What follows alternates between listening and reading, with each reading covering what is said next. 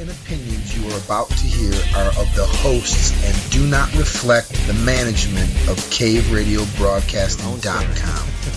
But that's about it. I think there's traffic in hell. I think that's part of it. That's what it is. That's actually all that's there. Yeah, probably. Traffic and blue hairs. I think each person's hell And look at that. could be different. Yeah, so yours is going to be traffic. Yeah, mine will be I'm traffic. not going there. What are you looking at me for? Well, okay, it would Mine be. will be traffic, and every day I have to wake up and go to the Secretary of State office. No, it'll just be the Secretary of State office. And your number is infinity, and it never gets there. See, look, Hooper just walked in. I just gave him the most excellent segue. I just spiked the ball. Or set it up. I mean, you got to spike spiked it. the ball. I didn't spike it. She's making a basketball maneuver, by the way. I threw the ball. Now you have to spike You it. alley-oop. You There we tried go. to alley-oop them. How you guys doing? Good. We're doing Good. okay. Yeah? Same here. Yeah. So you want to hear why I'm late today? No, I'm kidding. Not really. Nope. You know, we're gonna Me have to neither. we're gonna have to come up with a new segment. Why is Hooper late today? Actually, we could do it with multiple choice. Right. Actually, that's Right, going we to need could- to be a whole show. We could give away prizes. Let the callers call in. Yeah. And, A, razor. B, razor. C, train. Razor, Train. you can only use like once every decade. D What? bridge. Razor. Yeah, you missed last week. That's, Yeah. yeah. Somebody's not listening to the podcast. Yeah, and somebody's not getting the podcast on the air. Yeah, It they're wasn't not. on there. Anyone from Cave, Catherine has a point, Mr. Eric Shaltis. We need to get that last episode up. They're usually up by the next Ooh. day, but Sorry. there's been a delay. Yeah. I can't believe E robbed me of an opportunity To what? to mock Catherine for not listening to the podcast. So, I actually- you can still mock her. Yeah. It was in my I don't want- Dropbox. It won't make sense because I have a legitimate reason. Yeah. It's I'm excited legitimate. about this, though. Next time, just tell me you couldn't listen to the podcast because your sister cleaned out your bathroom. Cleaned out my bath. Mhm. I don't and understand. took your electric razor. Yeah. Yeah. It's Is that what happened to you? Or We're just continuing the mockery. 78% the of your razor. the pseudo mockery. So you were late because your sister threw your razor out? When has We are not shaving telling ever that. been We're an just not excuse telling for that you? story 2 weeks No. in a row. Because I had a Howard beard going. My okay. sister screwed around with my razor. I couldn't use it. I took one swipe, and then I had to she- finish by hand. She shaved her legs with it. No, well, I wish. Are you still doing our intro stuff? Yeah. All right. What's so funny? Never mind. It's yeah. fine. Little, DBS, little and I inside, yeah. Kind of wondering why you wish Oh, you your guys sister like would have a- shaved Are you her guys like legs a- with It your was razor. just, yeah. Oh. Never mind. Yeah, no, that's. We don't want to know. Should have left it at never mind. sorry. Should have left it at She never saves it from sandpaper. So we got some good news. I think we're going to have some more good news in a minute, but looks like we got some. Dave has some good news he wants to share since we spent a large portion of the beginning of the broadcast last week talking about the foundation he started. That's the DCDfoundation.org for those of you who haven't heard the podcast. It's not up yet. Dave, I'm going to turn the mic over to you, Mr. DiBiase. Why don't you tell us what's going on? We've got lots going on, man. We got all your awesome printed material. Looks great, by the way. It's going to go a long way to getting the word out for this. And we've been receiving donations through the site, Awesome. which is killer. So hopefully Saturday, our little private fundraising party we have every year, hopefully we can turn some more cash. Looking forward to it. And then I can handle all the legalities and such. And we'll see how it goes. So far, I'm pretty excited about it. Yeah, it's pretty cool, man. Pretty excited about it. On that note, my sister made good. So remember last week Oh, I yeah. said she was going to pay for our studio time, and then I was going to be donating that to you. Right on. So she actually wrote a check out to me, which covers that. I just co-signed it to you. I'm literally handing it to you right now as requested. So you're going to need to set up a Well, bank account. Nancy A. Hooper, you're officially the third donor to the DCD Welcome. Foundation. Yeah, and Welcome give the to the credit club. to my sister because she only said she was going to pay for the studio time because she felt guilty, and she It's- wouldn't have ever done it if we hadn't pressed her on this. So that is from her. Pretty awesome. Thank you, Nancy. Thanks, Thank you Nancy. very much. That's very cool of you. So she made up for it, made up for the razor incident. More than made up for the Well, razor. next time incident. she's in town, maybe we can actually meet her. I'm starting to think that it's imaginary. No, I've actually met her. Oh, you have. No, So I you have. can. She's- Okay, so yeah. he does have a sister. Yes, okay. he does. She's going to be here well, in 3 I weeks. met a person he said was his sister. She is much more attractive than he is. Okay, weird, but all right. That is a little weird, but whatever. Yeah. I'm just kidding. So she'll actually be here in 3 weeks. She wants to come on the show. I'd love to meet her, man. And if anything, I need to buy her a beer or a coffee or whatever she's into. Yeah. Finally made. It's like my house it's a different family these days because a few years ago I couldn't get anyone to listen to me about 9/11. Then we made that movie. Then I started mentioning other conspiracies, and everyone was back to just saying, "Come on, dude, you're 9/11. Okay, great. I see what you're saying about 9/11, but really, Sandy Hook, really this, that." Then my sister figured out Sandy Hook on her own, and now she's big into politics. And that's one of the reasons I want to bring her on. And she's basically had a jaw-dropper experience after looking into Hillary Clinton. She's like, essentially, she's like, Dave, this woman is, like, she's just using the State Department to steal money from other governments. I'm like, right. Yep. Yeah. She's like, Dave, this woman's had people killed. And I'm like, yep. She's like, Dave, in the last month, 7 people that are in their, like, 30s that were either on her staff or writing something about her have mysteriously died. And another one died during the weekend after she mentioned it. And she's now starting to talk to my mom about this. And it hit home with my mom because there was one particular deal Hillary Clinton cut with the former president, what the heck was that guy's name? Of Colombia, where they started wiping out the rainforest right after Hillary came out and said, we should never wipe out our rainforests. Unless I can benefit from it financially. Of course. Ooh. And then finally they were listening, and I, that's when I'm like, guys, will you please put this together? Like, understand, when Hillary cuts a deal with the Iranian government, that it's not that the Americans are against the Iranians, it's the elites are working together behind the scenes. It's like World Federation of Wrestling, or WWF. World That's a Wrestling. great comparison. It's exactly like that. It is exactly like pro wrestling. Where do you wrestling. think Vince McMahon got the idea from? That could be. Yeah, and he actually because on the tube, they're at it, and then afterwards they're high fiving, having drinks, and laughing, roommates. yucking it up like how we got him on that one, and That that is was literally actually- exactly how it is. That's what Jesse Ventura was saying, is that he's like, look, behind the scenes, man, we're all buddies, but we play enemies in front of the crowd. Of He goes, course. and that's exactly how this. Yeah. And so that's how that right there should explain a lot. And I started going, Nancy, put this together. These same people praise Lucifer, literally. And I started talking about CERN and all these other things. I go, look, man, there's like no time left. And Howard, sorry, but after researching the last few weeks, your 40-year theory, I'm sorry, pal. You're going to have to readjust. I'm the one in the group that doesn't put a date on it. Oh, no dates. I'm not putting a date. But you don't have. I will say this, not but we don't have 40 years. But I'm saying November 1st. It's definitely going to be before 50 years. Right, but on August But no 14th. dates. No dates. No, people that date set, not a fan. Speaking of CERN, did anyone see the... now, I don't know if it was a hoax or not. It felt pretty freaking real, and it was filmed at CERN right in front of Shiva, the statue, the goddess of destruction. But you can see it. There's a guy filming it in a room on the CERN complex, and there is a ritual going on. All these black-robed people are doing something. They're lighting a candle. This girl comes out and lays down, and the guy behind the camera is going, "What the?" He's like, "What the hell is this? What is going on here?" It's on film at CERN. So if it's a hoax, it's a pretty crazy hoax that would involve getting access into CERN, one of CERN's buildings, because he was filming from within an office. They'd have to get access to the property, this militarized, highly, it's the biggest machine. Yeah, you can't just, can't put on some charade for fun. Exactly. You can't just bring 80 of your buddies into CERN at night and, just, oh, yeah, guys, go ahead. It's, do whatever you want. It's cool. No, Yeah, hardy har. And so either way, CERN was in on this. Maybe it was legitimate, but either way, what a dark joke considering all the, the stories that are coming out of what it is that they're actually doing.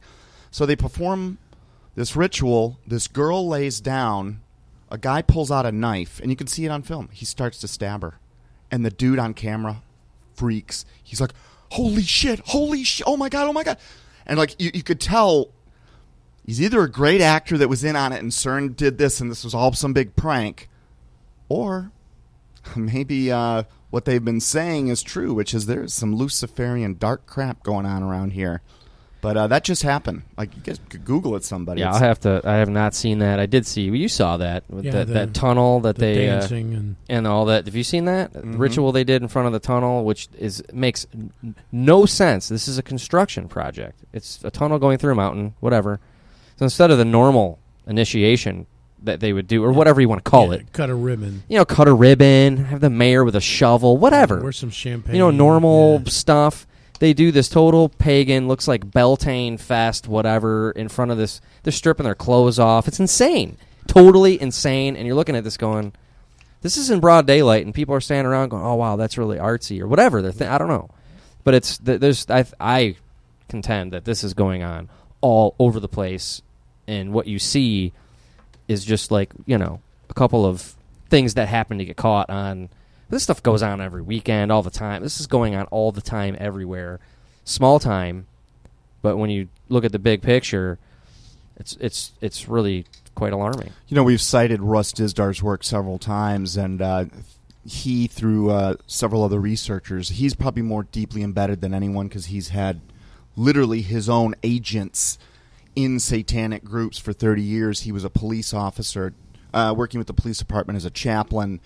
So he's had access to law enforcement from FBI to local police all over the United States.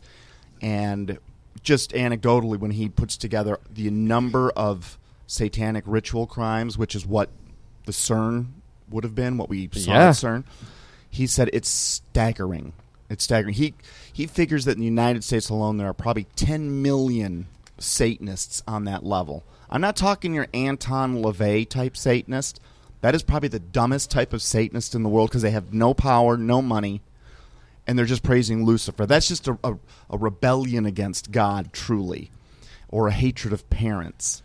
I'm talking about the real Luciferians, the ones that are behind the Fortune 500, behind our central banks, behind our government, our military, our political leaders, the ones that do have all the power in the world.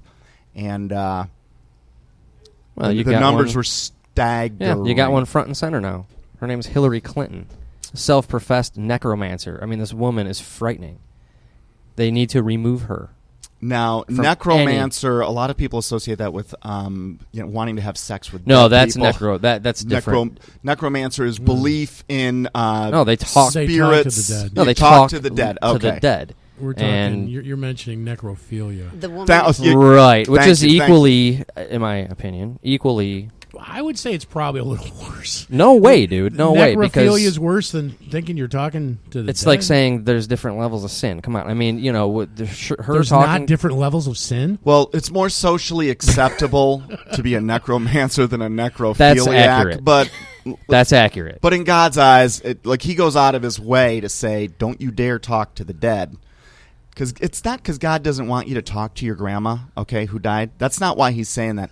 He's saying it because he knows her soul right now is quiet. And if you're talking to someone that's posing as your grandmother, you're actually talking to demons. Well, that's right, because the dead know nothing of the world under the sun. You can't talk to the dead. Exactly. And that's the Witch of Endor in the Bible. And it's either, I think is it 1 Kings? With Saul.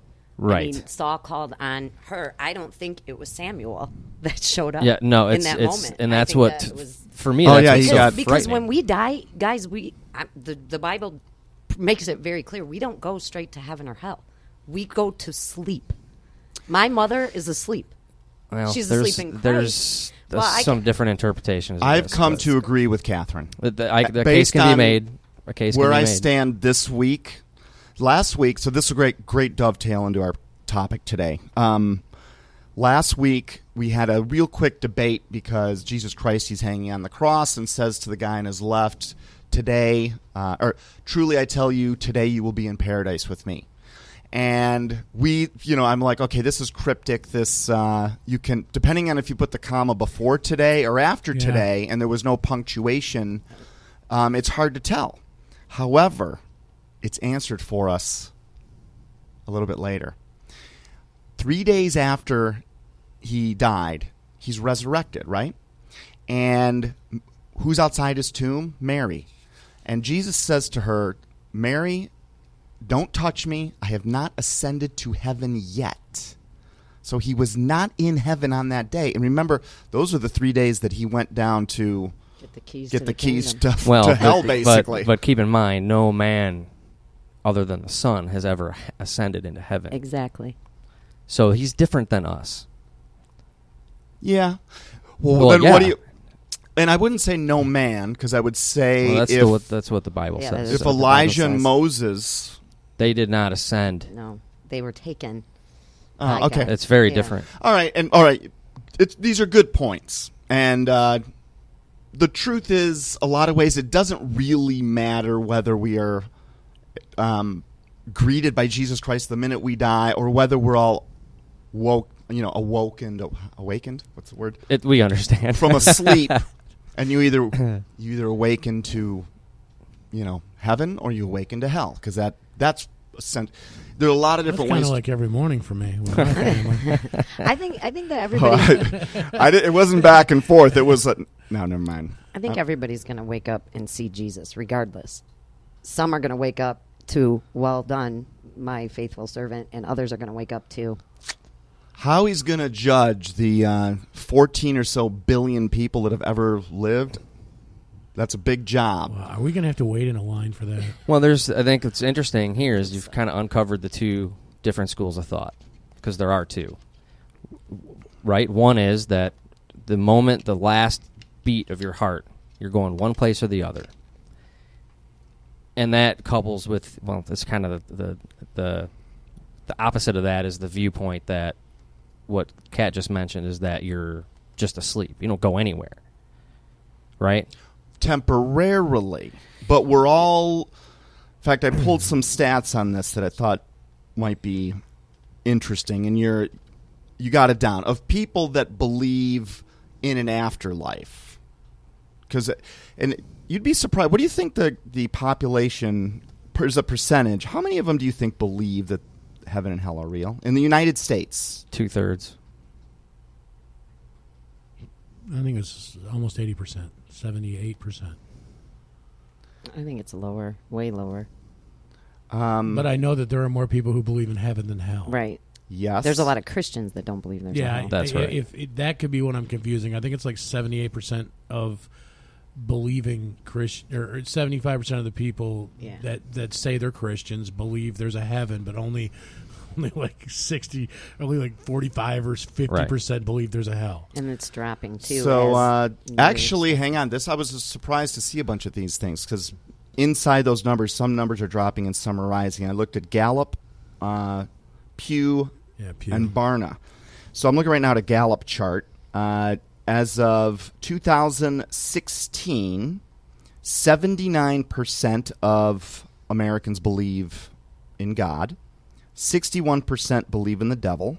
72% believe in angels. What's interesting is that number's been growing drastically since the 1930s and 40s. 71% believe in heaven. I saw some other research that Howard echoed your 80%. Yeah. They believe in heaven. I also think my research was from 2014. So, well, you're not going to get much shift in the course of a year. And Catherine, you were right, because fewer people believe in hell than in heaven, but it's still 64% of people believe that there truly is a hell, a Gehenna, a Sheol, a dark abode of woe, whatever you want to call it. Which I find interesting, because that implies that people believe that there is a spiritual world out there. Now, let me see if I can find some other interesting numbers here. This was Pew Research. They had it at 72% believe in heaven, 58% believe in hell. That was as of 2014. Do you believe in God? These guys, Gallup has it at 89, as of June 2016, 89% yes, which dovetails. So, this one was interesting. I'm glad I pulled this one up. So this chart I'm looking at right now, and I'll put these up when we're online, it talks about assuming what is written in the Bible is true and real, and that is what is needed to get into heaven. Based on that, this research group, and I don't have their name here, but I've got this chart. Every year, they break this down. There are 53.4 million people that die, about 146,000 people a day, 6,100 or so an hour. That's 102 people a minute. This is across the globe.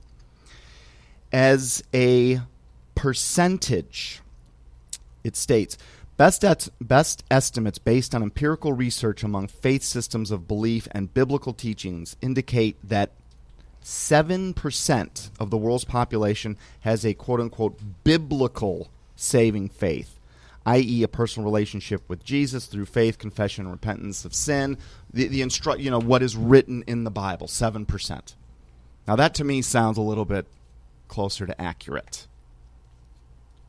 That is 7% people are I would agree. doing what they need to do to get to heaven, right? Okay. I just thought that was interesting that so you've got the same research group says, well, 80% of the people believe there's a heaven. So who told us about heaven? God did, right? Now, God goes on to say what you need to do to get into heaven, yet only 7% of people live their lives in a way that would get you there. That's a big disconnect. That 73% difference, if you're following me, that's Satan at work in a lot of ways. And that number's been growing. The number of people, I mean, if you go back to the 1900s, you had 98% of the population roughly that believed in heaven and hell and God and the devil. And we're now down, I mean, we've dropped, that's a big percentage. I mean, 10% of the Earth's population is 600 million people. They just don't believe it. So when you look at population, you don't even need to deceive them. They just, I mean, they are deceived, but there's no tricks for that. They're out. Game over for them already. And then now and the rest all the way down to the 7% that are supposedly doing what they're supposed to be doing to get there. Which is what? What do you mean?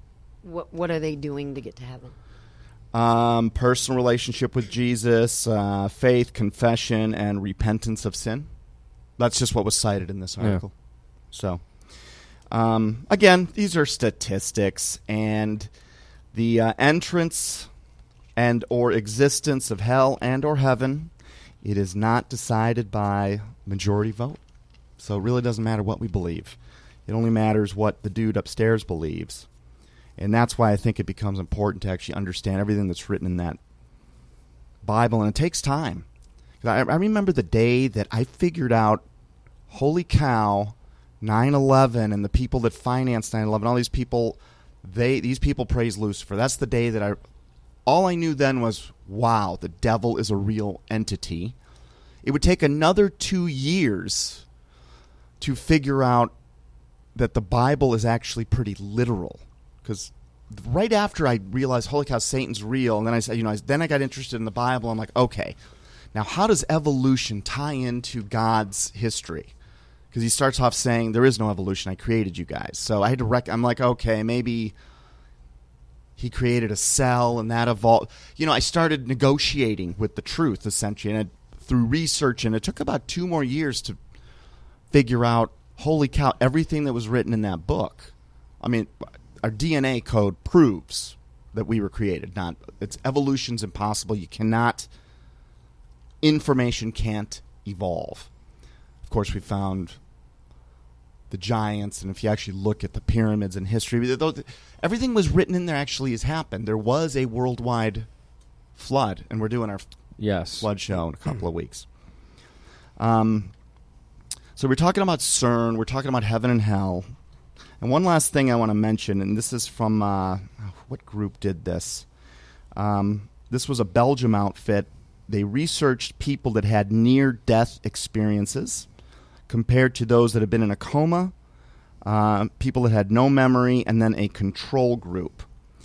It is not even close. Across the board, across nations, across languages, by a factor of almost 2 to 1,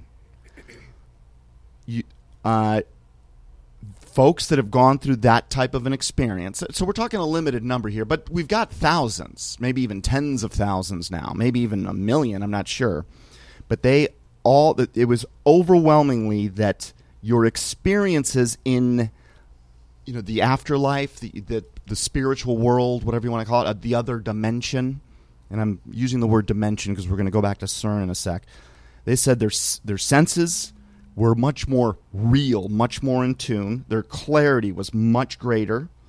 Their emotions were fully intact.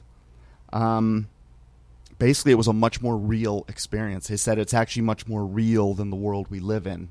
And that's one of those odd comments that a lot of these people that have visions of heaven and hell claim, is that it is so real. Like, I know the difference. This is me synthesizing what hundreds say, which is, I know the difference between a dream and reality, okay? And I also know the difference between a vision and reality. And I am telling you, visions and dreams, those are the dreams we have at night as a regular person. That is nothing compared to what these people are talking about. And they all say that same thing. They're like, it's like your senses are enhanced. You smell better. You see better. Maybe we're a lot closer to our source DNA when we take off this dumbass poisoned skin suit. So heaven and hell. What are we really talking about here? Let's talk about it, and we're going to talk about this in 4 different ways. We're going to consider whether these places can be real. Are they real or not? And what we're really talking about, these are other dimensions. We talked a little bit about what the public thinks about it. By and large, people think that these places are actual places. We're going to talk about what scientists say. We're going to talk about what prophets, people that have visions and dreams, near-death experiences, what they say. And then we're going to talk also about what the Bible has to say. So, any questions so far? No. All right. Metaphor I want to use to help, because when you start talking about dimensions and things of that nature, it gets hard to understand. And it's interesting, but the Bible, and maybe, Kat, you can be Johnny on the spot with some Bible passages, but somewhere in there, God says we humans essentially live in 4 dimensions: the height, the breadth, the width, and the depth. Okay? In another passage, or several other passages, God goes on to say, but the real building blocks of life and the universe and of creation, they're in things you cannot see.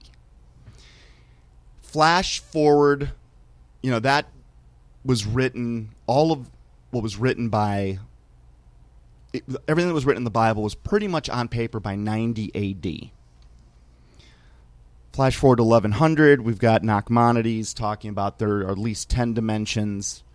And then that kind of goes quiet until really the last 20, 30 years, scientists and physicists have actually come to agree that we live in 10 or even possibly 11 dimensions that make up our world.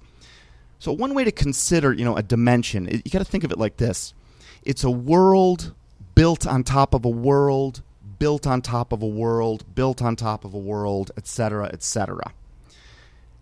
Now, there are 6 dimensions that are too small for the human eye to consider. We've got, at its smallest points, the subatomic. In fact, in its smallest parts, Planck particles, that the smallest thing we can cut, you take an atom and cut it in half and half and half and half and half. You keep going, you hit a limit of how far you can go. You'd think you could do that for infinity, but you can't. There's a limit to it. And those particles do something that scientists can't explain and makes absolutely no sense, except for the fact that every scientist on the planet has observed this and says it defies the laws of physics, but it is the most core building block of all creation, is the subatomic, and that is no atom or particle. They're everywhere and nowhere at the same time, and they only appear when you put thought into it, when you observe it. Yeah, they're quanta.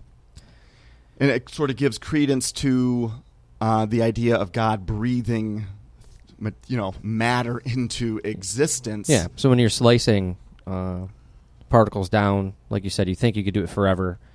What they refer to as it loses locality. Exactly. So it becomes everywhere at the same time.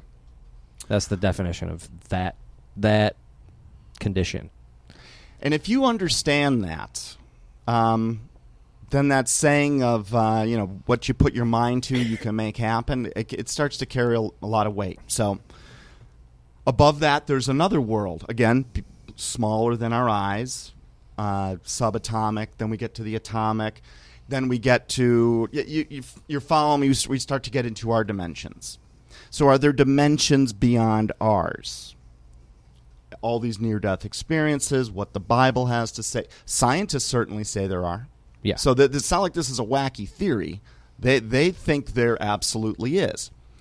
So I'm trying to understand, how does another dimension coexist with us? I don't get it. And it's really raw, but I had this metaphor for an ant farm. Dad and his 2 kids, they go out and get an ant farm. They populate it. They put it in their family room. And they can see the ants moving around in their world. Now, we have access to their dimension. They do not have access to our dimension unless we physically pull them out. Right. But that's dangerous because we can squeeze an ant and pop it and kill it, right? Right. I'm actually going somewhere with this. If you want to take the metaphor further, I'm like, okay, so one son and his dad were bonding over this ant farm, and one of the kids got a little bit jealous of it. And so one day he wiped out the whole ant farm. So the dad and son brought back another ant farm. And then the jealous kid poisoned the queen ant. And she then, in her DNA, all these ants that were birthed had birth defects. They were poisoned. And so the dad grounded the kid in his room, didn't give him access even to the ant farm anymore, but the kid found out how to get there at night when everyone was sleeping and got access that way. Kept doing things to kill the ants. But if you look at it like that, the dimensions in that world, there are microbes on those ants.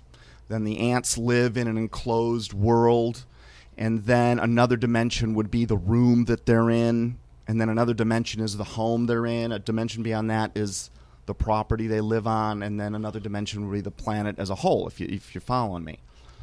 So very raw, I know, and if anyone wants to make fun of me right now or fall asleep while I'm telling you this. It's actually not half bad. It's hard to explain.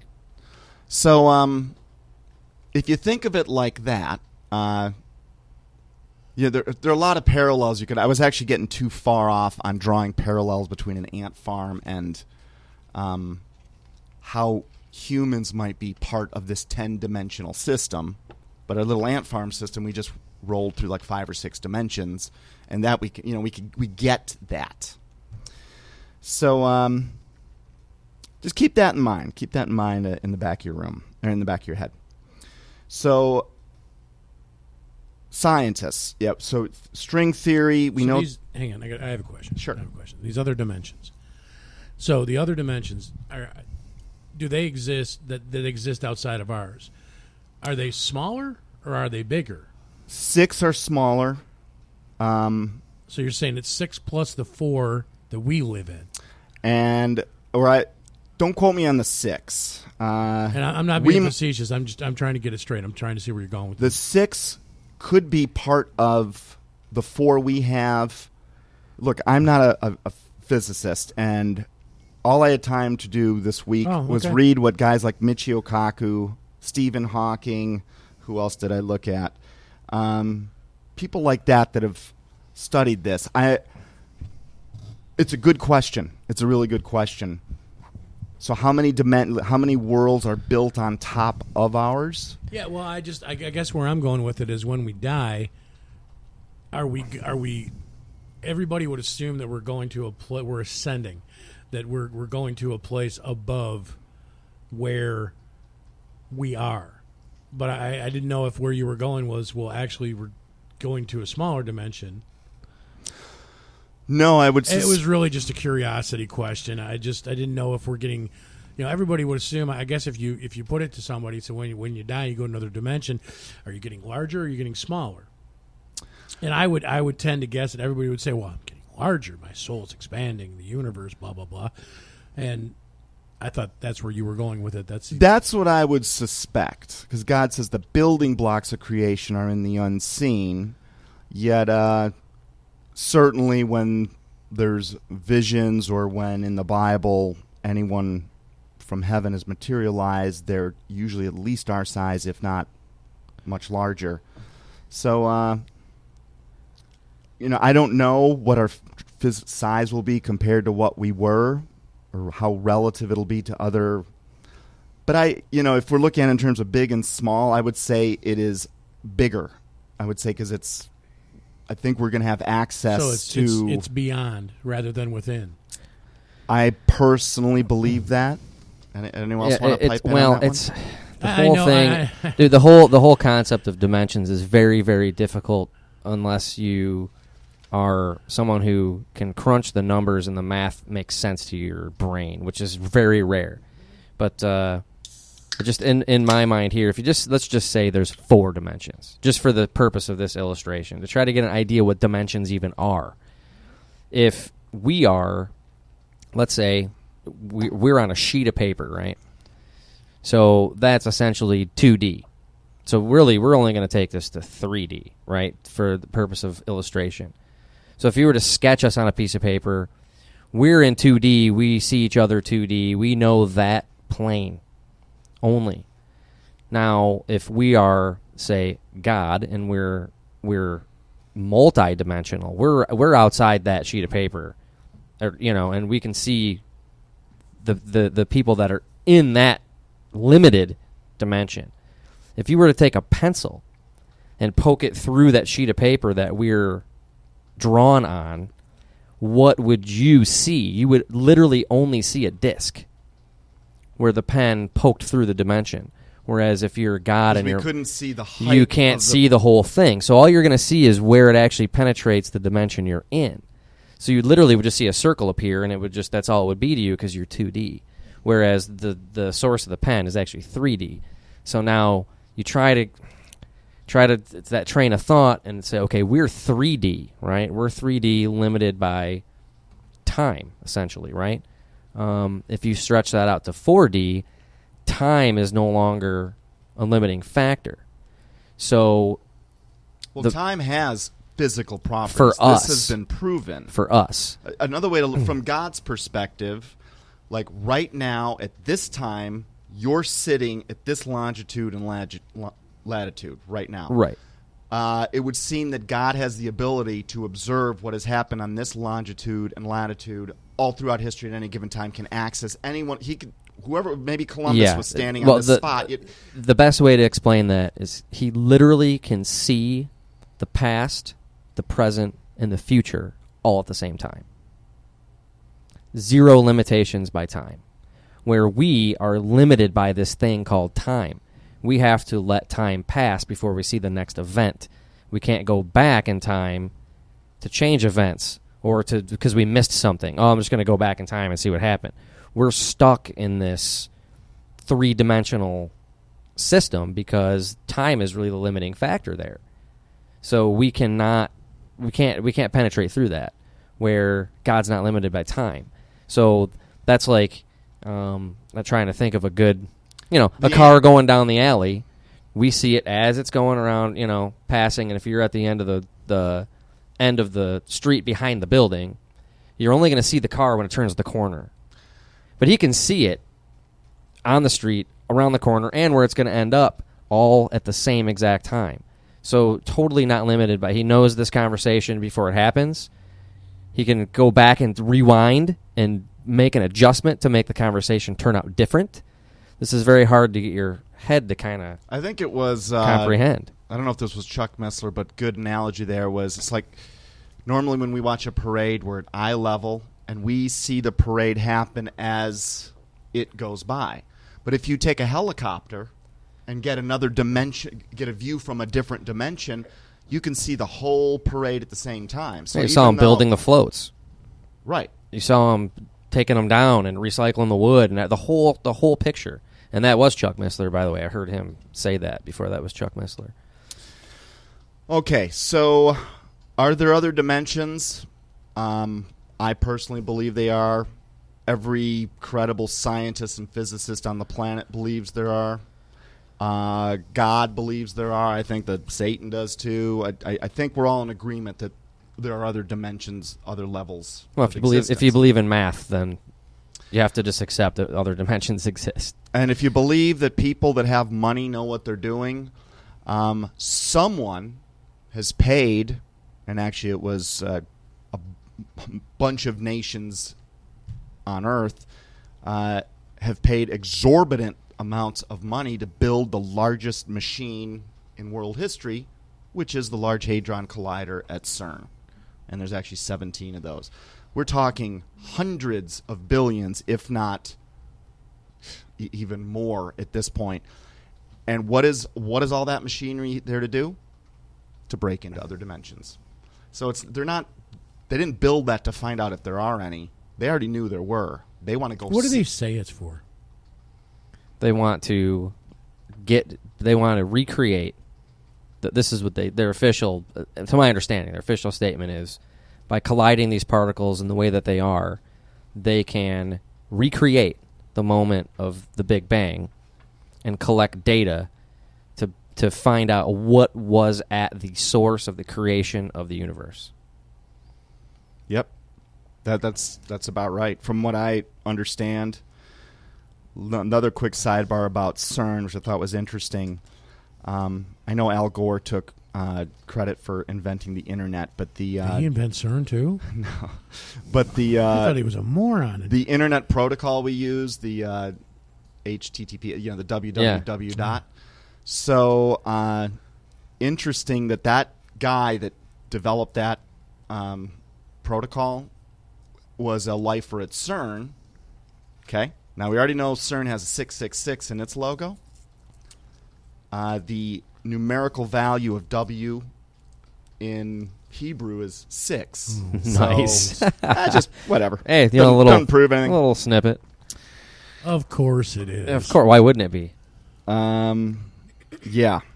And another thing, Joel Osteen. So, and we also know Monster Drink, and I think that's the letter we're talking is a Tav. I don't remember, but it's Hebrew. I believe And it's Tav. so you're like on a Monster Drink, you see a 666.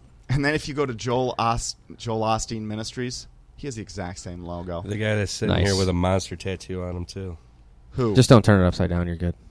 Oh, don't be afraid. It doesn't. I like to drink. That's the reason why I got it tattooed. The tattoos are enough. Yeah, exactly. It doesn't matter what Do they you are. want to tell any tattoo stories right now? About what? About well, you're like the tattoo king, right? Who else is going to tell tattoo stories? I mean, I guess the only story I have is I wondered if it was true that tattoos are a sin. It turns out that they are. So Only imagine that. Yeah. And again, every time I look into it, you found a sin I didn't commit.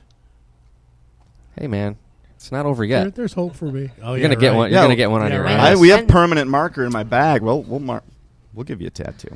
Do you have any tats, Kat? That Kit might Kat. be. You well, guys can't see her, but Yes she has, or- yes she has or no a is fine. swastika on No, her I forehead. do. I do. She was Yeah, blushing, yes, too. Yes. But it's a green. It's a green dot.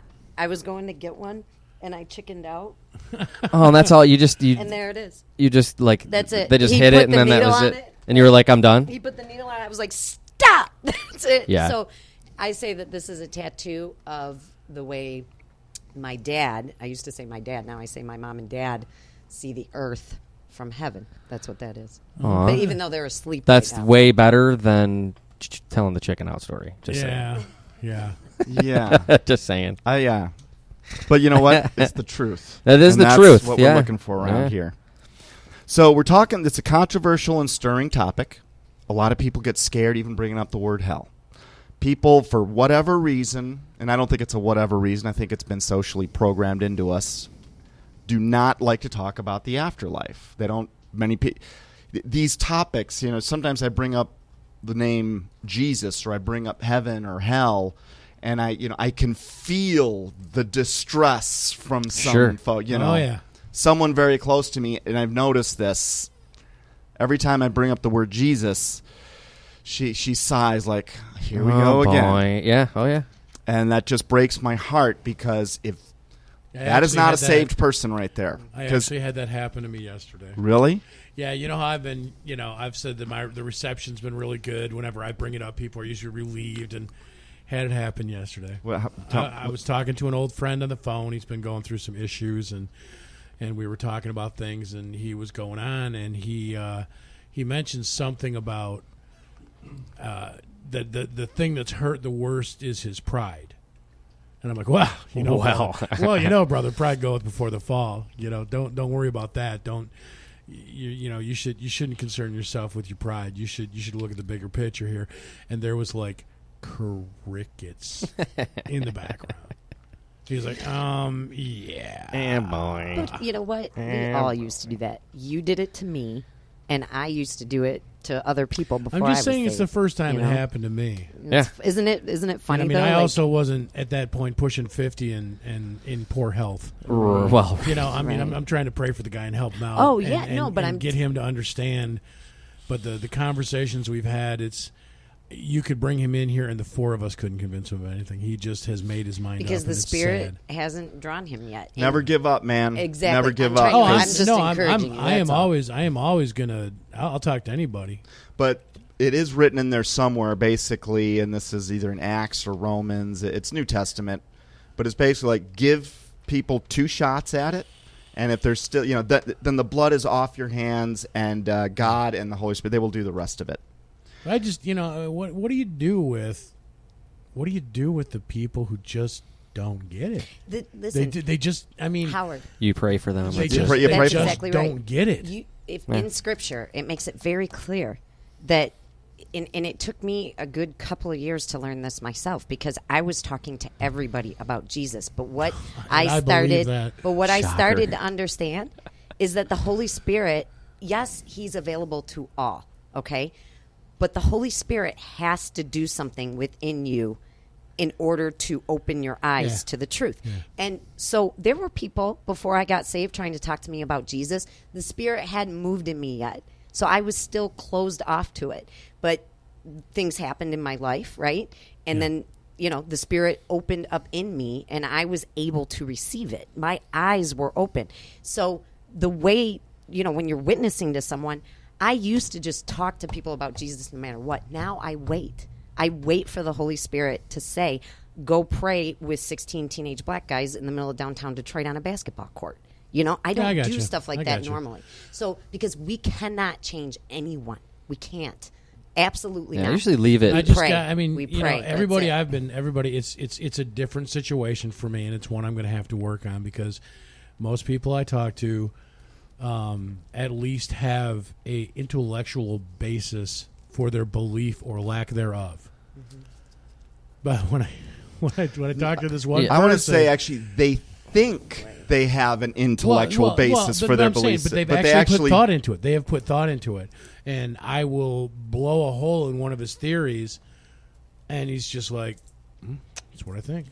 Yeah. Well, I just showed you you're I wrong. usually leave Well, it. I usually that's what leave I it with a think. suggestion. Just say, look, man, it's cool. You don't whatever. You don't believe it. I totally respect that because I had my issues with it too. But I would just leave it as leave it with a suggestion. Like I just suggest like maybe just give it a chance. You might be surprised what you'll learn if you just open the Bible, try it, and just read some of it and just see. And if it's not for you, it's not for you, dude. That's cool. Like we're still cool. It's fine. Yeah. You know what I mean? And just leave it as in. Shockingly enough, it may take 6, 8, 12 months, 18 months, it might be 5 years later. You never know. Someone might come back around and be like, dude, if you'd never told me that 10 years ago or whatever, because it's easy to get. I know. I totally know where you're coming from. It's just this is one of the people that needs God in his life right now more than anyone. And there's no one who knows that better than God.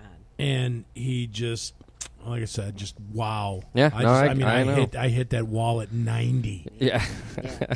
But just keep praying and just now, like what God ended up telling me, why don't you just shut up and start doing these things which I'm just going to keep doing what I'm doing. Just do what you're doing. And the thing is, like you guys were talking about a couple of weeks ago, like a lot of people aren't saved because they think that they're good people and they don't think they have anything to be saved from, right? Right. There's also people who I've noticed when I step outside myself for a second, when I'm talking to people that don't know the Lord, they think I'm judging them sometimes. Right. And I'm not. Right. Like, and it's just as simple as saying, you know, that I believe Jesus is the So Son of true. God. Social programming right at work. Right? And if like that statement is enough, there's nothing judgmental about that statement. Right. That statement enough is to put people on the defense. Whoa, what are you saying? I'm a bad person. I'm not a bad Oh, God, yeah. like, Same oh, thing yeah. here. How Well, dare you if judge that's me? not proof that, you know, darkness is Absolutely. operative. And, something, I don't know if you were here when we came up with this, but,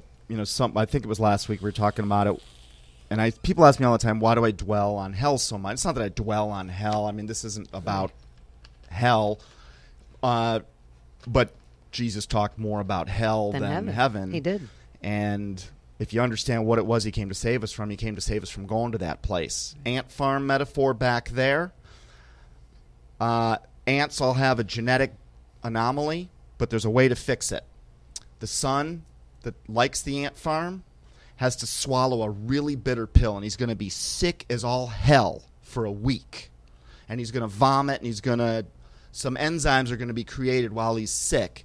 And when he spits them out, you mix that with something and you give it to the ants. That's what corrects the ants. The kid doesn't have to do it, but he's going to suffer like crazy for a period of time to save this. To save the ants. Just a metaphor. That's a really involved metaphor. I know, dude. I actually, as I'm reading the whole Bible, I'm reading the flood. I'm like, okay, It's like, the what's bad easier to kid. understand, the Bible or this metaphor? Definitely the Bible. Exactly. Definitely the exactly. Bible. All right, shitty Definitely the metaphor. I Bible. take it Book all of back. Micah. It was actually really good though. No, that's a very good analogy. It's a good illustration. So we're going to Can I take a have break this? real quick and let Kenny pay a couple bills, and then Why do I always gotta pay the will bills? because, dude, You're the only one that has any money. Yeah, I know. Yeah. And then I'll just turn the mic over to you and stop hijacking. I apologize, but that was a question that just kind of popped up. Let's take a break. Welcome back to Down the Rabbit Hole. Today's topic is heaven and hell, among other things.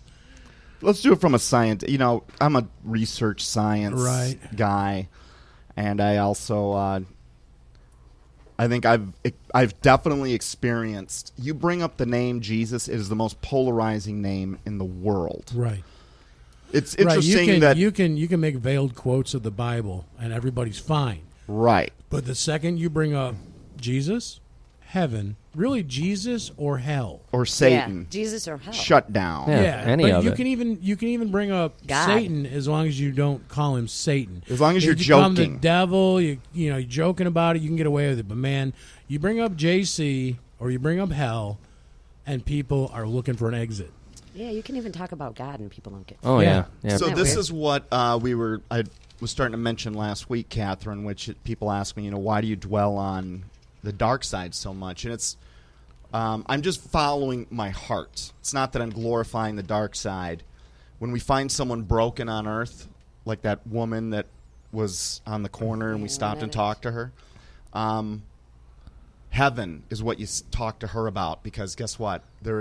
Your She's future already is in it. Yeah, you're so not gonna bright really- you yeah. don't know.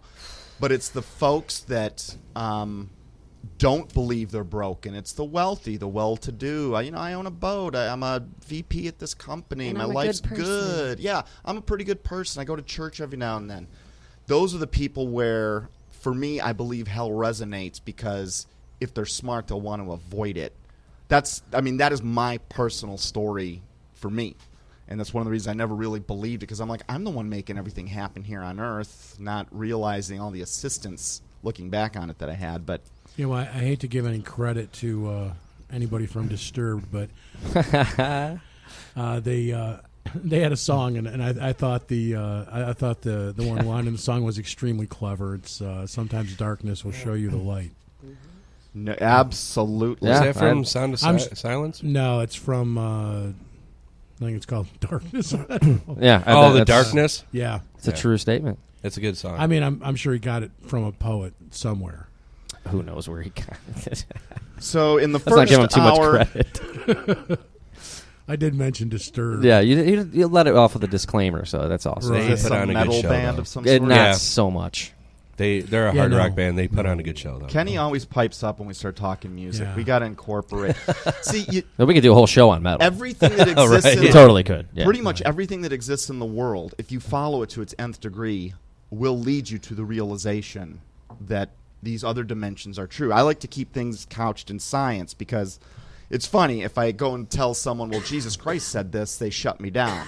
But if I say Stephen Hawking said it, they're like, Oh, it's yeah. got to be true. Right. Yep. Even though he's a vegetable who's never spoken a word, and you can go find testimonies of his CIA handlers that basically program what he said. I mean, he's nothing but a deception mechanism, in my opinion, but he's the smartest guy in the world. So Right.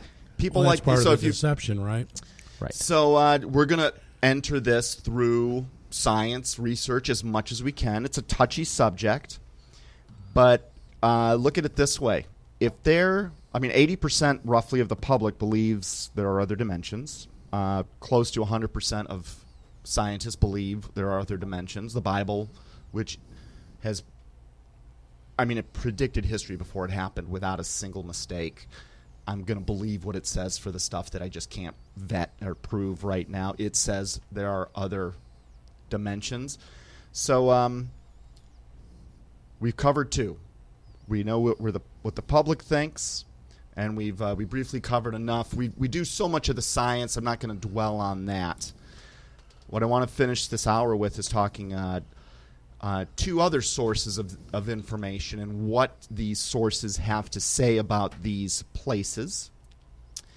We're going to talk about people that have had near-death experiences, visions, dreams, things of that nature, and then we're also going to talk about what is actually written in this book that had predicted all of history.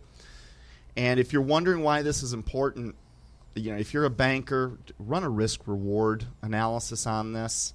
If the four of us are absolutely wrong about heaven and hell being real, what is the harm? Now, that is not why I believe it at all, but this might pull at a heartstring of someone that was in our shoes. Like, we all have pretty good lives until, and I say this in a loving, smiling, joking way, until Jesus came and screwed it up, basically. And it was through trials and tribulations we came to realize, holy cow, there's something else that's going on here. And he often uses disturbances in our lives to bring us. That's how he's punished nations. It's how he's punished people. It's if you love your child, you're going to punish him. If you don't love your child, you're going to let him, just get it. Don't bother me. Go raise yourself. And you know what you get when that happens. So, prophets, visions, dreams, and when I say prophets, we had a little debate. People, when you hear the word prophecy, you automatically think prediction of the future. That is not necessarily that's not what prophecy is limited to. It is. I would say it's closer to, in this case, let's just use it, messengers from another realm. So these people that have visions have been exposed to another realm. The ones that have had it feel like it's more real than our world. Scientists back it up. And they've existed all throughout history. Like I said, I don't think John, that wrote the book of Revelation, which would have been about 90 AD, the last book in the Bible, and he wrote it as an old man. I don't think John was the last messenger. For 2,000 years, heaven's gone quiet. I suspect heaven has been very much, perhaps, maybe Dante, maybe Milton, maybe we're going to talk about some more modern day ones, but I personally believe that the forces of heaven and hell have been interfacing with humanity. Certainly hell has. Satan and his military has. Since the beginning of time. And the fact that you can go see even a mock, even if it was a joke sacrifice, whether it's at CERN or at Bohemian Grove, they're faking what God said would be happening. Why? So you guys know where my beliefs are. So somewhere, maybe, Kat, you can help me out with some of these passages, but I believe it's in the book of Revelation where The book's written, Jesus appears to John and basically takes him on a tour of a bunch of things, including heaven and the future, and says many things that will be happening. He gives signs, not just in the book of Revelation. They've actually, the amazing thing is the signs of actually what's happening exactly today in our world right now. Those predictions began 3,000 plus 3,500 years ago, and they all back each other up. It's not like one is saying something that's out of place. All the books in the Bible, which is actually 66 books, it's a messaging system. It's a joint communication medium. So certainly anyone that believes the Bible is going to agree that at least John was someone that had been given a vision of some sort, had some sort of out-of-body experience, which he wrote about. We flash forward to the 1100s. Now, this is another... Now, understand something. Visions can come from three... There are three types of visions, and if there are more, add to them, but that I could identify. There are A, legitimate visions that are made happen by the forces of heaven. There are also visions and predictions that are made to happen by the forces of darkness. And we got to remember, Satan's a counterfeiter. So you're going to have two sort of prophetic mechanisms in Satan's world. Number one is he's also going to try and predict the future. Now, he owns our media, so Nostradamus is a lot more famous than Saint Malachi, who we're going to talk about in a second. Edgar Cayce is, when I look up prophets, Edgar Cayce was my first search result. When we see events predicted in the Illuminati card game, now these are ways that Satan counterfeits God's prediction of the future. He's a counterfeiter, but he's also a liar. And I guarantee you that whether it is people born into some of these dark families, or perhaps even, sad it is to say, because the evidence just keeps pointing here, there are a lot of people inside of our intelligence agencies with a minimum, actually these days top security is a minimum clearance, but a minimum security clearance. There are millions of them in the United States that just work on their computers out of their own homes or in, like co-location centers. It wouldn't surprise me if a lot of these guys are the ones behind. So you've got, it makes for a confusing muddle, okay? Because you've got these visions and dreams are coming from different sources. Only one of them is true and honest. And one of Satan's plans is to confuse us so we don't understand what the heck's going on. So we've also got to cut through, the attention seekers, the people that are making stuff up, the people that are trying to sell a book, the ones that are motivated by something other than God's wishes. Then, of course, there are those that have visions, and they really had them, but it was given to them from the dark side, because apparently that can be done. If there's somewhere in there God says, you got to check the spirits, because these guys can pose as, you can have experiences that are out of this world that are not from us. In fact, that's why God does not leave it up to, if you can do signs and wonders, that's not enough. In fact, he even says that's what Satan's going to do. He's going to blow our minds. And when we all see how it's going to happen, and we can see all the building blocks that have gotten us there. So I tend to believe that there really are modern-day prophets, because here again, God said in the last days, essentially the frequency of people that are having visions and dreams is going to explode. And it has exploded. And I can tell you from experience, I'm sure Howard, you got a little bit of this yesterday. You come out and say something like, I was taken on a near-death experience and I met God and Jesus. Guess what? And you start talking about that, you're going to lose your friends. You're going to lose your life. You're going to maybe lose your job. You're going to be ridiculed. It's not fun. It's not fun. It's hard to. You're not going to get invited to fun parties. It's hard to believe there are people that would do this and then continue doing it even in the face of absolute friction in their life. Not that proves anything. So the first prophecy that, in my mind, has absolutely, I do believe this is a heaven-sent one, was the prophecy of St. Malachi, the prophecy of the popes. Are you guys familiar with this? Yeah, somewhat, yes. So the guy was born in the late 1090s, 1080s, something like that. So in the 1100s, he makes this, he's given a vision. And he is shown that there will be 112 more popes.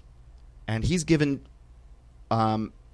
information, details, ways to identify every single one of them.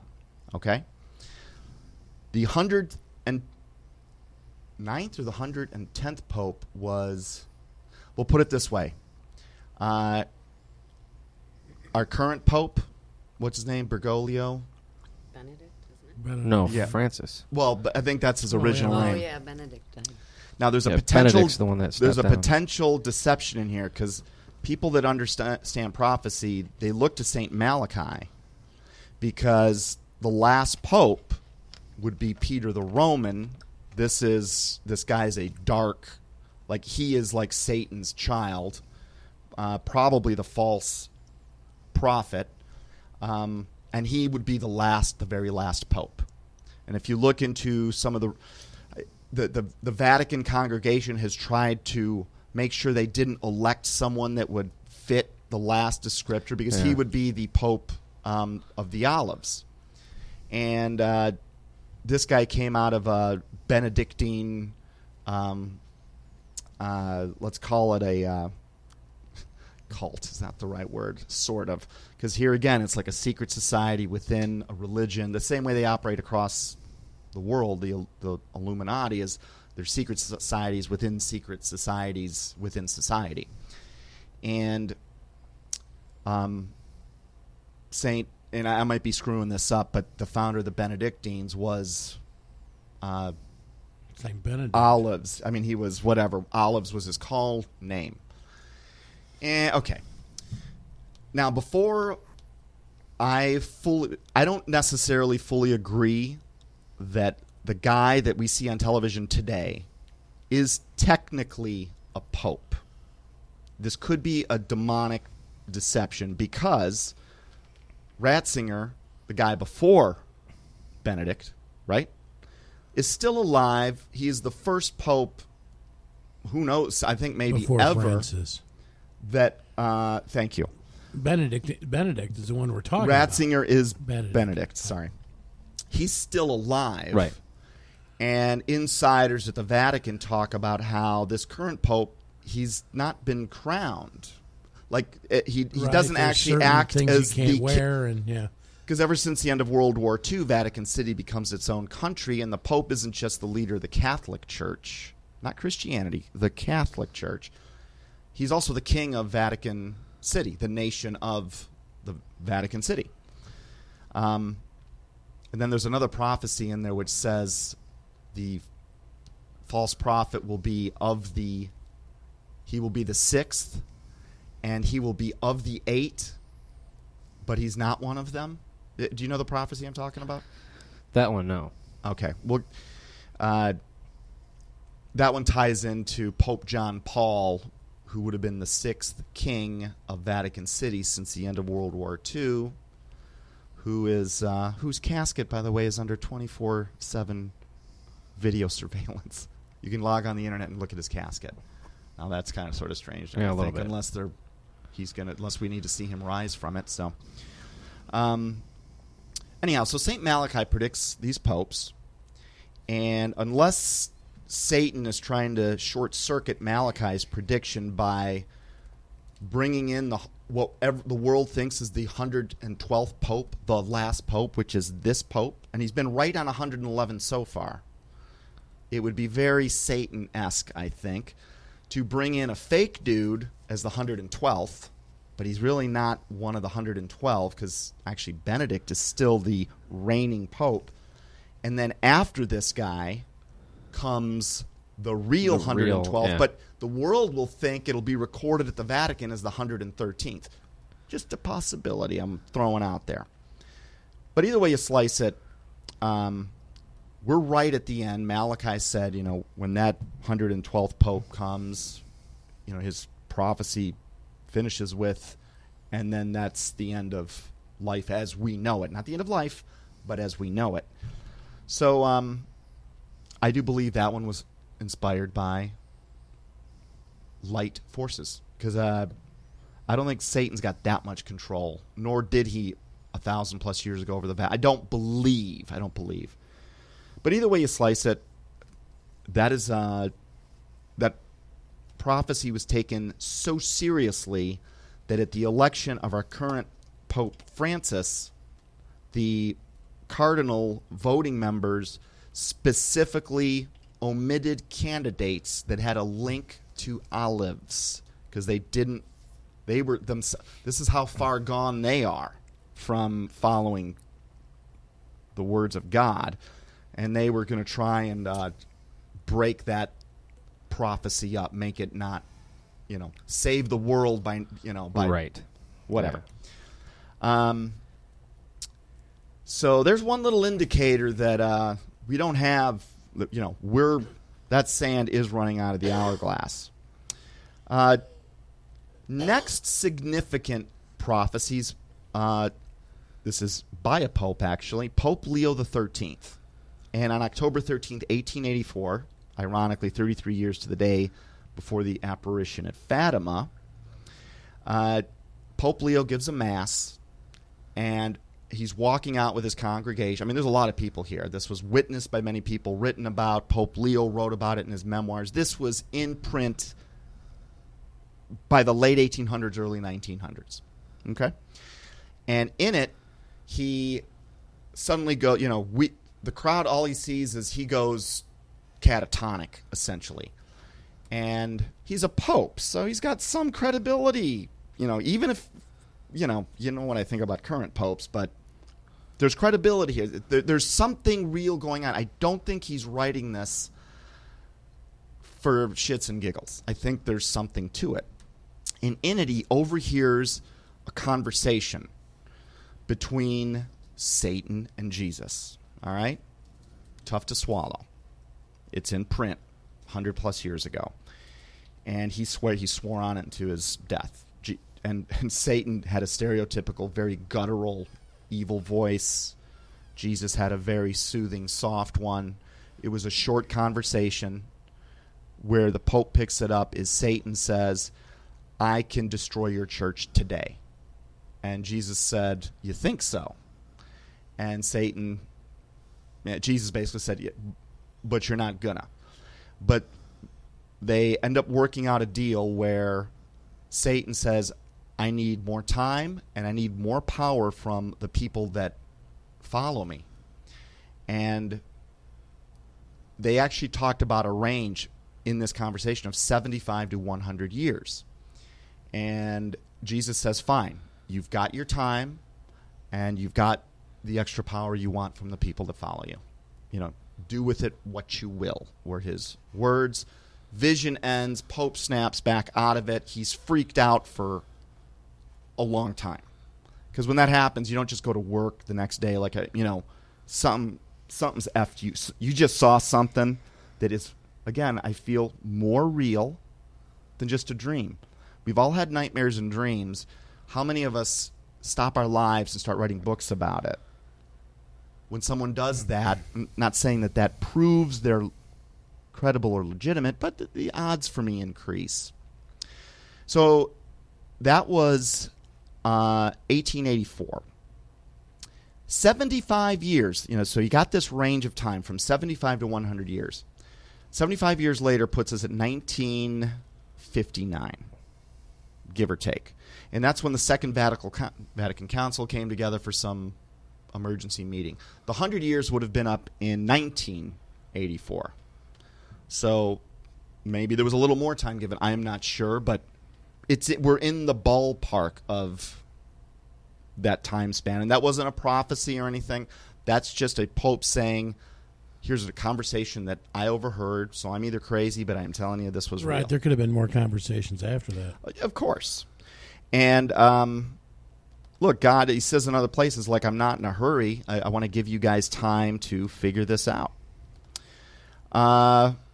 Moving on forward, 1908. A guy named Robert Benson wrote a book called Lord of the World. You guys familiar with this? Yeah, I am familiar with that. I'm not going to get too far into it. That novel, it's a novel, but he's clear.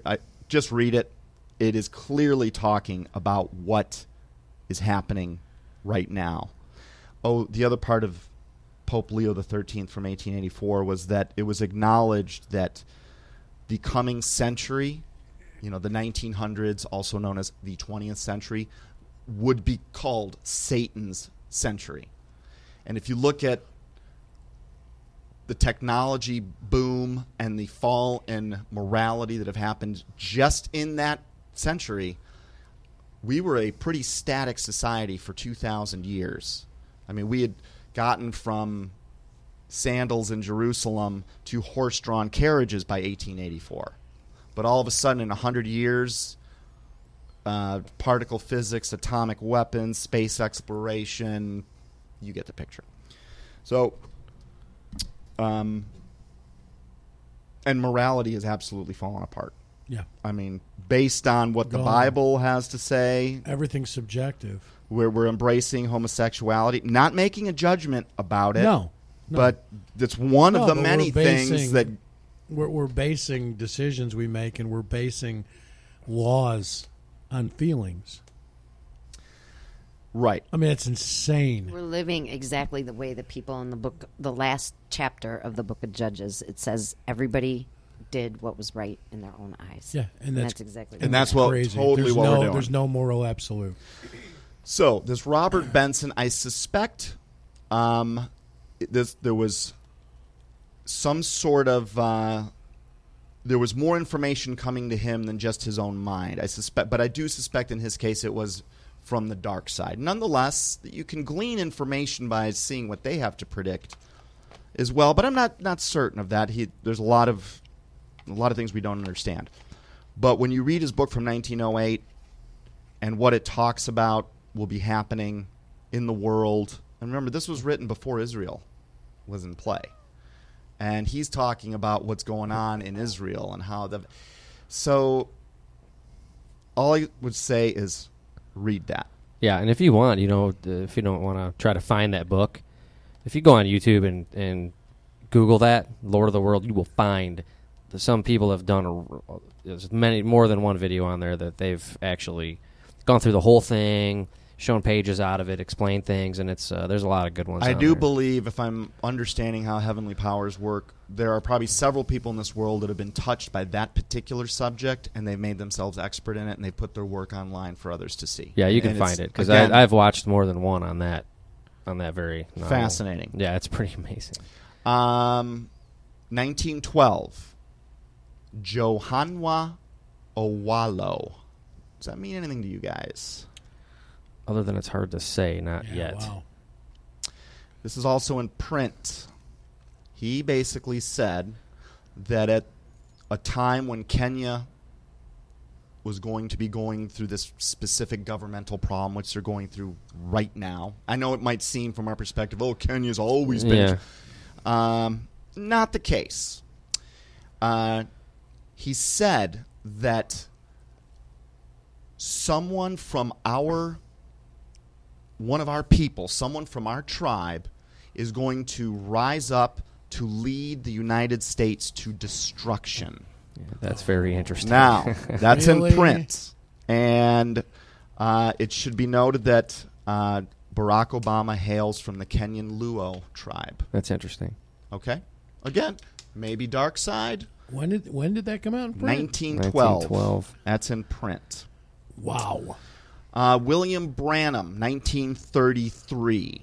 Now, this was months after Hitler came to power in Germany. He inherited a country that is devastated. Devastated. There's no military. There's no money. There's nothing. This is before World War II. He also, in writing, was given a vision by God that had 7 signs to look for, because we're now, by 1933, we're already in the last days. 7 signs. Remember, 1933. Women, maybe legally they had just gotten the right to vote, but they're not working yet. They're not in the workforce. Cars, they look like these metal-y, crazy things. There's a reason I'm telling you this. So some of the 7 that he predicted was, number 1, and he identifies these people by name. He said, first one was Mussolini.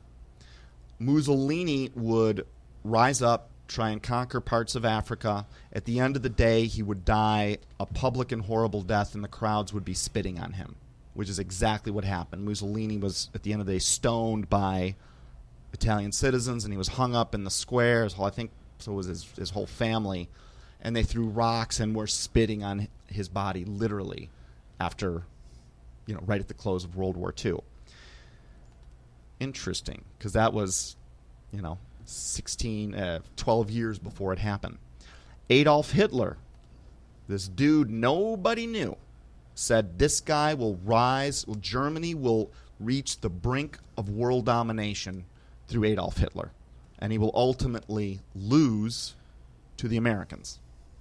Another interesting prediction. Now, this guy spent his whole life, he was a man of God, William Branham. There's no doubt in my mind about that. Johanwa Awalo and Robert Benson, who wrote The Lord of this World, those guys I have doubts about. He also said that cars would have the ability to drive themselves and they'd be shaped like eggs. That would be at the end times, which Sable, you compare a Sable to the cars we drive today, they're all egg-shaped. That's right, yeah. And I've seen cars park themselves now. They're already testing cars where you don't need to drive. They drive themselves. It's happening. It's just not in mass production. He also said, this is the one that's going to freak you guys out. He said women were going to join the workforce, and their joining the workforce would be it would accelerate the moral decay of the United States and of the world in general, which has been so true because that's where the family unit broke up. Our buddies at the central bank now have 2 sources of income from every household, and they get to raise our children. And like Hitler himself said, let me control what you learn in school, and I will control the population. And we're seeing that manifest certainly in our lives with people that won't even consider Jesus could possibly be real. He also said, and there was some debate on what he was referring to, whether he was talking about the Catholic religion or a literal woman. But he said the woman, a woman will ascend to so much power in the United States that she would have sway over the presidency. Yikes. And there were a few other things that were written in there which I didn't make note of here, but I wasn't... Now, don't get me wrong. The Catholic Church was almost destroyed in 1798, 1800. And it now is, when we understand the Jesuits, the Black Pope, and what's in store, I can see the Catholic Church ruling over the whole world again like it used to. It won't be doing it as Catholics, though. It'll be doing it as the Pope, the false prophet, who has embraced our new alien brothers, and he's even, our current Pope is like, we can baptize aliens. Who are we to say we can't? And of course, God said that this was in some other prophecies, but the Pope in the last days would be bringing all religions together into the new world order that Satan was setting up. And, Francis and I think Benedict before him, they would have leaders from Hindus and Muslim. And Hebrew even, and they'd say he's now starting to say there are many paths to heaven, which is, oh God, is he going to burn for that? Because there are not. Francis said that? Yeah, he's now saying, already making room for gay marriage and all kinds of things. So, yeah. the Catholic Church is gone. Like, it is gone. The only thing left are Catholics that are full of pride about their church. Yeah. And, I'm the son of one of them. I speak to them frequently. And they actually have more faith in their man-made religion than in the words of Jesus Christ himself, which is an oxymoron in my book. But they, I've never met a group, love them, and they are our brothers. No, you're right. You're right. But they are the least informed. They're the least read scripturally of any of the Christian religions, bar none. I mean, I've run across all of them, from Mormons to, they know less about the Bible than Muslims, frankly. They're modern-day Pharisees. Some of them. Not all of them. Some Exactly. People will be saved from the Catholic Church and many churches, Baptists, non-denom, whatever. That's what group you belong to does not determine where you end up. It's something that's inside of your heart. It's another reason Jesus Christ makes this sacrifice. He goes out of his way so that he can be the direct intercessor between us and heaven. But what did we go do?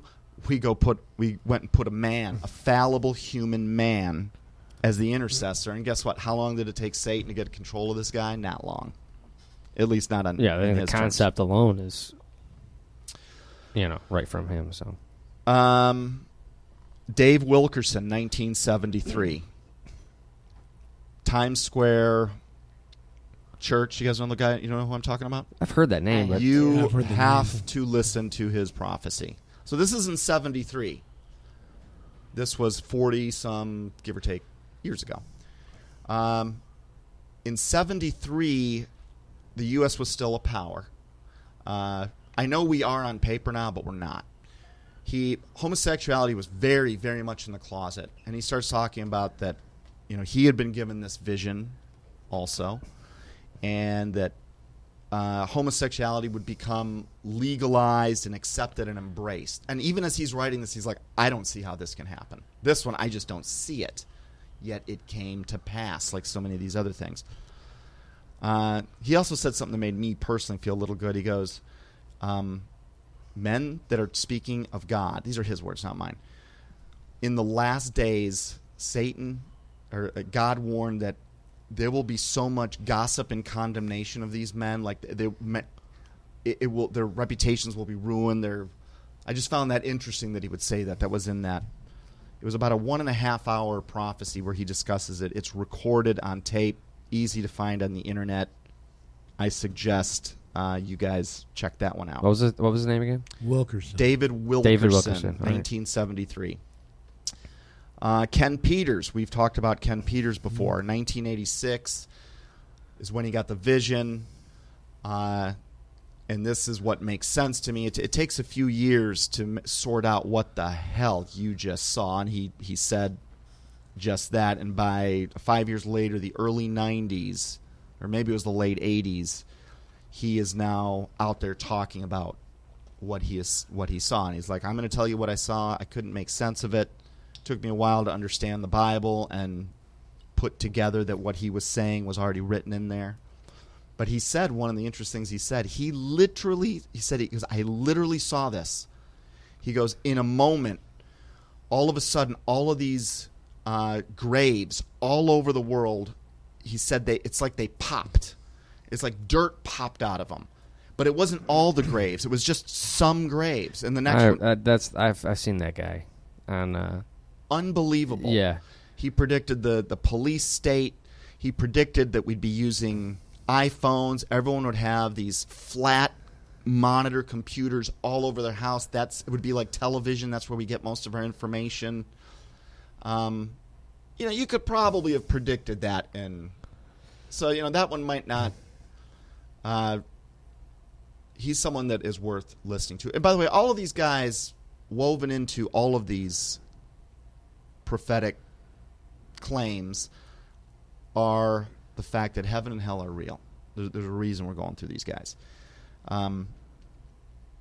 Two other guys I'm just going to say look into them because I think these guys had legitimate visions. Lester Sumrall, 1987, and I'll say Rebecca Sterling, 1999, but I didn't have a chance to vet her enough. So those are some of the historical prophets that seem to predict the future. They are absolutely in tune with the Bible, in tune with God. There's nothing they say. They don't break any of the rules that are written in the Bible that help identify a false prophet.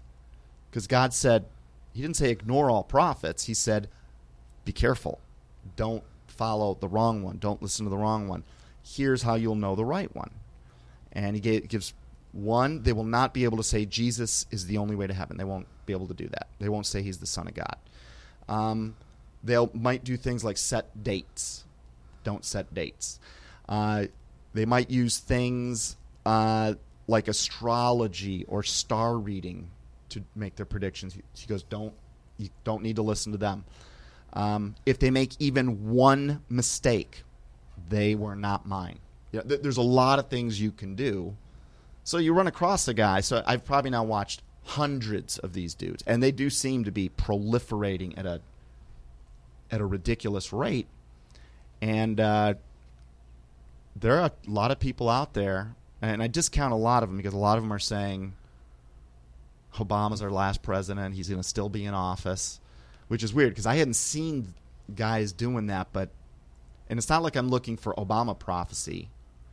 I'm just like modern-day prophets. Let's see what they had to say. And all of them, it seems, even the ones that I surmise are coming from the dark side, they cluster around this period in history right freaking now. And a lot of them seem to be going nuts. And I discount this a little bit because we went nuts in 2000 for Y2K. We went nuts in 2012. And it would be very, again, Satan-esque to get that boy cried wolf mentality cooking by getting a bunch of people that are supposedly of the Bible to say, holy cow, the rapture is going to happen in 2016. A lot of people are saying that. That could be, again, one of his tricks to get us to screw up because we think we know so that we'd lose credibility down the road. You understand? Sure. Yeah. But I am hearing that a lot. For whatever reason, that this rapture is going to happen in August or September. So I don't know, whatever. I kept hearing that a lot last year too. Yeah, I mean, that's I true. really did. I've been year hearing it before a that, lot. I was especially aware of it a year before that. Yeah. Which is, there's ways to look at that. It's the boy who cried wolf. We're like, oh man, it's always, that way you're not prepared for it. So. Exactly. But the moral of the story is there was a wolf. At the end. That's so, right. Yeah. Whatever. All I would take out of that is I don't think we've got like a normal lifespan. Personally, I believe this. I don't think we've got normal lifespans to figure this out anymore as a people, as a humanity. And on an individual basis, with certainty, we're all one car accident away from meeting our Maker. And it is, where your state of mind, where your heart is on that particular day, in that time in your life, that determines your eternal. Yeah, that's your condition. That's it. Condition. So, a lot of these guys talk about heaven and hell, and they get visions of heaven and hell. Have you guys seen any of these? Yeah. I've seen some. What are some of the things you guys have found? What are interesting notes you've come across? And I see you got a lot of notes. I want you to read some of those to us. It's all biblical. I mean, this is because that's going to be sort of your baby when we that to me, this is the place to start. And then watching all that, and then coming back here. That's what I did. I read the relevant scripture in the Bible that talks about heaven, talks about hell. Concordance and. What else? Heaven, hell, and whether or not people go to sleep. Like if there's a in the quote-unquote grave purgatory or right. some holding Yeah. area or a quiet that was the time. focus of this for me. So, something else I found on this show, and again, for the audience we're talking to, you know, there are people all over the body of Christ. Some people are talking to already converted Christians on how them to become better Christians. So not my area of expertise. But talking to people that don't see Jesus, God, Satan, heaven, hell, and how it mixes in with our spiritual world, that is my area without a doubt. And you talk about the science, you talk about the research, you talk about the, you know, the real lives, testimonies and stories. Then the last thing you mentioned, oh, by the way, do you know that, like, once again, that was completely written about in the Bible. It was completely predicted. So you're not saying that the Bible says it. You know, you're bringing the Bible in the back, like the cleanup hitter in a sense. But I do agree with you. That is the first. Now, that is the first place I go. You guys want to save a lot of time? Right, exactly. You want to find out about our real history Yep. and what's going to happen? Read that book. Amen. It was written by an entity that is not bound by time, and this entity, which we call God, the Creator God, he has more intelligence than all of human history combined. He can't learn anything. He's seen all of it. That is the best source of information I can think of, not some book written by Joe Schmo, who might be an insightful book, but at the end of the day, you're just getting a percentage of the whole truth. So I'm totally with you. The Bible is the first place I'd go, and that document now carries so much weight that the things I totally cannot understand, I now believe, which I think people call faith. So, so apparently people are getting tours of heaven and hell, lots of them, and they have a lot of similarities. You know, I use the example when an 8-year-old, and by the way, the number of children that are having visions and dreams is off the charts. And I don't know what type of parent, I'm not saying there aren't any, but what type of parent would put their 5-year-old or their 7-year-old or their 9-year-old out in front of the world claiming this? And many of these parents, it's not like they're hardcore Christians. They were nothing, you know? So where's the kid getting this information? Where's the motivation coming? Because there's no book deals for these people. There's no... And it's manifesting in different ways. You know, the Japanese 9-year-old that's painting $1 million paintings. Dave, you told me about another kid that painted what he saw as Jesus Christ in heaven. No, what it was is... or someone painted it, and then... Yeah, there was a... And again, you can... They made a movie out of this. And what... you know, again... I don't believe in coincidences. So when you have a girl in Russia, I think, that had a near-death experience, she just so happened to have this amazing artistic ability. When she came out of it, she painted a portrait of what she said was Jesus Christ. And then... go over to the United States, and he had a kid that was the son of a pastor who had a near-death experience in the hospital and claimed that he went to heaven. And the pastor decided to preach about it in church and ended up ruining his career there. I mean, they got rid of him. I mean, he became a pariah in the town because of the claims he was making about what his son was saying. And they, you know, the mother had lost a baby, and the kid had no idea about this and knew that... he had a sister because, you know, he supposedly met her in heaven. And they're wondering if the kid's nuts, like what happened. And the one part that struck me as really cool is the dad, the pastor, had this portrait that this girl in Russia painted as as the background of his laptop screen. Right. And the kid was like, "Oh yeah, Dad, that's him right there." He's like, "That's who?" He's like, "Well, that's Jesus. It's the guy I was telling you about that I was talking to." And at that point, that's when the dad was like, okay, I mean, this is beyond what is just by accident, you know. So these kind of things happen. And I think, isn't the Japanese kid, are they painting similar to some girl or some other kid in Peru or something like this? It's not one or two now. It's hundreds. It's not just kids. It's men, women, adults. It's insane. Yeah, when you inject art into this, now mathematically speaking, This goes beyond impossible. Beyond impossible. It's not like they wrote the same paragraph and it was similar. It's not like they have a similar story.